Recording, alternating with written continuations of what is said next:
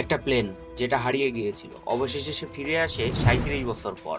এটা কি time travels না অন্য কিছু? 1955 সালের 2 জুলাই নিউ ইয়র্ক থেকে মিয়ামির দিকে যাত্রা করে প্যান অ্যাম ফ্লাইট 914। প্লেনটিতে ছিলেন 57 জন যাত্রী আর 6 জন ক্রু মেম্বার। ঠিক সময় মতো টেক অফ করেছিলেন, কিন্তু কিছুক্ষণ পরই প্লেনটা রাডার থেকে গায়েব। অনেক খোঁজাখুঁজি, বহু দেশের সহযোগিতা, কিন্তু কোথাও নেই কোনো চিহ্ন, না দুর্ঘটনার ধ্বংসাবশেষ, না কোনো জরুরি কল। অবশেষে সরকার ঘোষণা করে ফ্লাইটটি নিখোঁজ এবং সকল যাত্রী মারা গেছে। কিন্তু এবার ঘটলো অবিশ্বাস্য কিছু। 1992 সালের 9 সেপ্টেম্বর ভেনেজুয়েলার রাজধানী কারাকাস এয়ারপোর্টে হঠাৎ আকাশে দেখা যায় এক পুরনো ধাঁচের প্লেন। এয়ার ট্রাফিক কন্ট্রোল ভেবেছিলেন এটি হয়তো কোনো মিউজিয়াম প্লেন, কিন্তু না, প্লেনটি অবতরণ করে। পাইলট অবাক, কারণ সে ভাবছে এখন 1955 সাল। প্লেনের যন্ত্রপাতি, কাগজপত্র, এমনকি যাত্রীদের পোশাকও সেই পুরনো সময়ের মতো। এয়ারপোর্ট কর্মীরা কিছু বলার আগেই পাইলট হঠাৎ ভয়ে প্লেন নিয়ে আবারও উড়ে যায়। কিছু সময় পর জঙ্গলের মধ্যে পাওয়া যায় প্লেনের ধ্বংসাবশেষ। সেটা গবেষণা করলে জানা যায় সেটি সত্যিই প্যান অ্যাম 914। এখনো এই ঘটনার কোনো স্পষ্ট ব্যাখ্যা নেই। কেউ বলে এটা টাইম ট্রাভেল,